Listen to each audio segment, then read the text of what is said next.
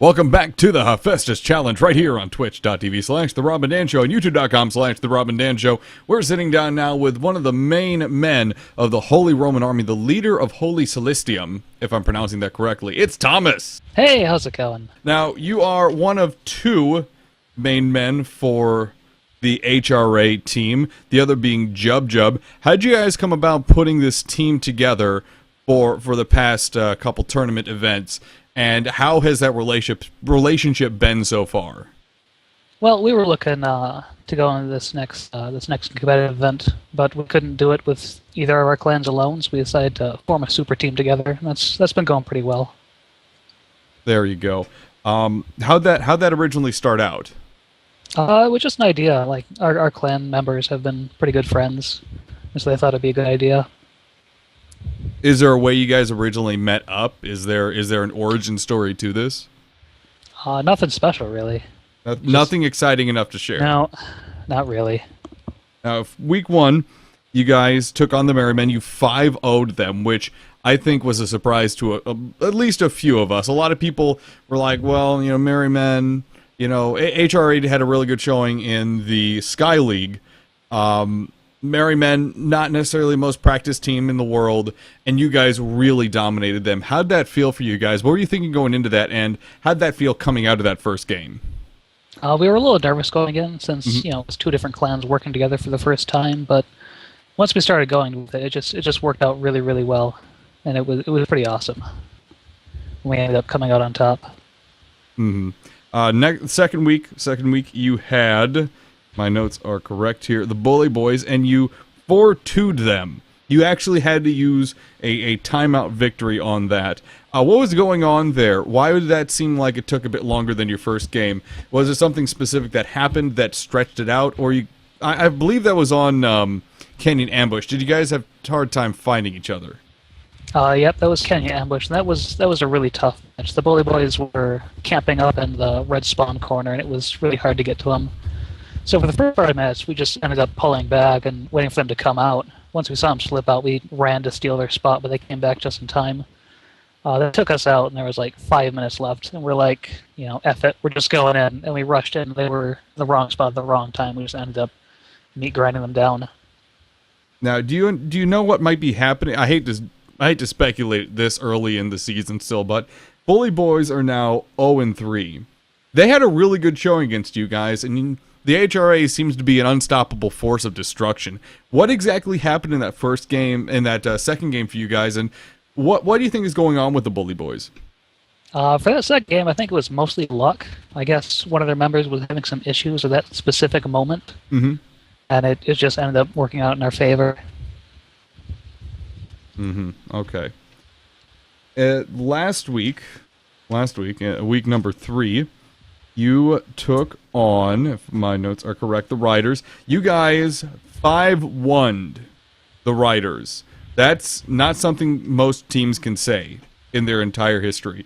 What prep did you guys do going into that game, and what did you feel while it was happening?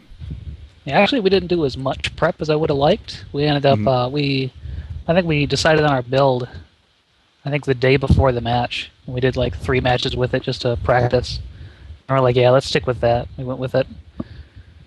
And what happened during the match? I mean, obviously, I think a lot of us were expecting more from the Riders than we saw, but as soon as you were all of a sudden pretty well far up in the match, what did you think?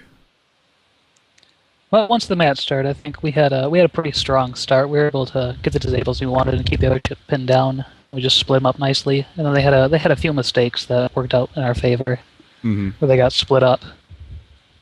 Yeah, and hating to continue speculating, but if Hillerton and Luosi were there, what do you feel would have happened? I feel it would have been a tougher match, but I'm pretty sure we can take them. Okay, well, hopefully we see both teams in the postseason, and Luosi and Hillerton are available, because I want to see that match of your best versus their best. Yeah, they are a great team. Yeah. Again, hopefully they're able to get things back together. I'm pretty sure Luosi is back this week, and we'll be back. Not sure about Hillerton, but again, Luosi, fantastic competitor. Excited to see him. Moving on, though, HRA, Holy Celestium, and SPQR. I think it's SPQR. Yep, Yeah. SPQR. I have read their name multiple times and I still can't pronounce it. Can you pronounce the full name of SPQR? I am not the person to ask for that. No. That would be Jub Jub. Yeah. Senatus something something. It's some Roman reference of Senate, Yeah. and yeah, it's a little complicated. Yeah, the Senate and people of Rome, I think, is the translation. That's closer than most people can get. That's closer than most people can get. So, are you and Jub Jub the standard pilots for the HRA? Yes, we are. And how did that come about? You and Jub Jub are both simply pilots. Is that it? Yeah, pretty much. We were trying to find our best pilots, and we just happen to be the best pilots in our clans. Okay. Are any other major mainstays crew-wise that you try to have every single week? Yeah, we try to keep our core crew. For me, that's Heldy, Celty, and Haz. And we fly together a lot, so we're pretty well practiced. Is the fact that... Go ahead. Oh, I was going to say, for SPQR, I think they have Angry Walnuts, the Vals, and Allison. That sounds pretty accurate. That sounds very accurate. They'll yell at me later if I get it wrong. Fair enough. I'm sure Yep. that they can manage that. The fact that you guys keep very consistent crews, much like a couple other very successful teams that we've seen in the past, do you think that helps you out quite a bit? Oh, most definitely. You want to have your crews know what they're doing, know when to do it, know why to do it. Mm-hmm. If you're bringing someone new, they're not as well practiced with everyone. Now, right now, you and Glowwater Thralls are at the top of the rankings. Glowwater Thralls, HRA, both 3-0 right now.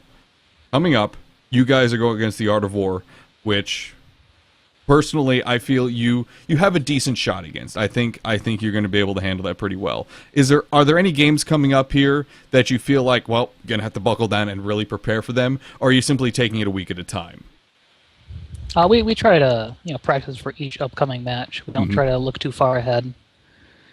There's no easy opponents in this tournament, so we have to keep practicing. Got to stay on top of it. That makes a lot of sense. This is a very good situation for you guys, specifically because Cake lost their match last week, which puts you guys squarely ahead in the Dark Horse division. But you think there's a reason why both you and Cake are really turning heads this season? Well, we're both newer teams. A lot of their teams are well practiced, and they're pretty well known. They've been in a lot of competitions. Mm-hmm. So all like with us and with Cake, we have some good players, but we haven't gone out into competition a whole lot. Mm-hmm. Okay. Moving on. There is not just Holy Roman Army in your Guns of Icarus existence, although it's a very big thing right now. You also do a newsletter that people can find over on the main Guns of Icarus blog website called The Squeaky Cog. Can you tell us how that came about and what that's all about? Well, the Squeaky Cog is the community newsletter. I've been writing that, and I've had some other people contribute things. If anyone wants to write for it, all I have to do is email me. I have my email with each Squeaky Cog, so they can send me their work. And that's just keeping people informed of what's going on in the community, having some bits of lore and whatnot. We usually try to announce events, and there's always some bit of lore. Mm-hmm. Mm-hmm. Is there a reason why you wanted to put this together in the first place? I believe we were asked to do that from the Muse team. We were asked to write a community newsletter, and I was working with Scrimscraw, and we ended up coming with that kind of format, and it just turned out really well. Mm-hmm. And actually, as a side note, a friend of the show, Johnny Omaha, I believe, helped out a bit with that, didn't he? Oh, yep. He, I think he set us up with the format for it instead of doing the giant image all the time. So it's much easier to work with. Yeah, he actually, if people remember every so often the little information flags that pop up during the Hephaestus Challenge in Iron Fork, he did those. Oh, that's really cool. He's a really awesome graphical designer, amazing individual. What kind of success have you seen with the Squeaky Cog? Do you get a lot of people saying, "Oh yeah, no, it's great"? Is there starting to get a following for it now?